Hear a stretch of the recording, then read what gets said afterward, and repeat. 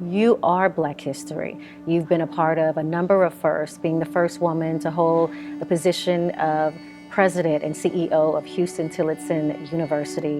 What has that tenure been like for you? You know, you don't want to be the last. You want to be the first. You want to blaze a trail. I am the first woman of the combined institutions. Mary Branch was the first female president in the 1930s into the 1940s. And I think about her, and I've patterned my presidency after her, because you, as a female, as a woman, you know, people say you're the first woman, and I wanted to be a good president. I wanted to be an excellent president who is a woman. Regarding your time with Houston Tillotson, I mean, you've increased enrollment, you've allowed the university to pursue and receive more endowments. What do you celebrate as far as your legacy at HT?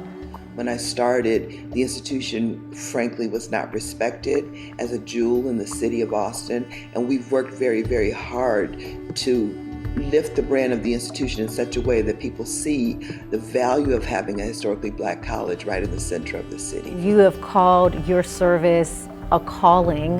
Why leave? I have a phenomenal board of trustees. I had a really good conversation with many of them about time for me to pass the baton, and in my own personal life, to turn a page in my own personal life. You know, I just turned 64. I'm not separating. I'm turning a page to another chapter for me, which will take Houston Tillotson and, you know, and just my experiences here in Austin with me to make me has made me a better person, I believe, a stronger person. I know that you were a child of the 60s. What do you carry with you from your childhood and your world experience at that time? My family did not, they only poured positive energy into my sister and I, my parents, only just, you can do this, a sense of excellence. I was often the only woman as an engineer and the only Black, so the only Black woman for sure. And I would go in with a sense of confidence that I know my stuff. And even though you may think I don't know my stuff, I know my stuff. Eventually, people start to see you and respect you for your skill set. It's the person that can't look beyond the color of my skin or my gender.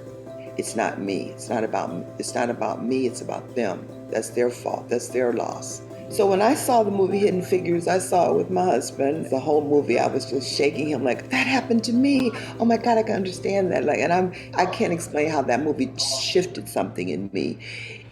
And I work like a dog day and night, living off of coffee from a pot none of you want to touch. So that movie, you know, that had happened to me, but I had experienced that, and I realized that I needed to make sure there were no more hidden figures. And now you're being recognized for the work that you've done on campus there at HT and in the community, receiving the Greater Austin Chamber of Commerce's 2021 Austinite of the Year Award and recognition. Talk about the moment you learned about that honor. So even when you just said it right then, it makes me weepy, makes my heart swell up in my chest. As I processed it, it made me so proud of Austin because it's symbolic of something.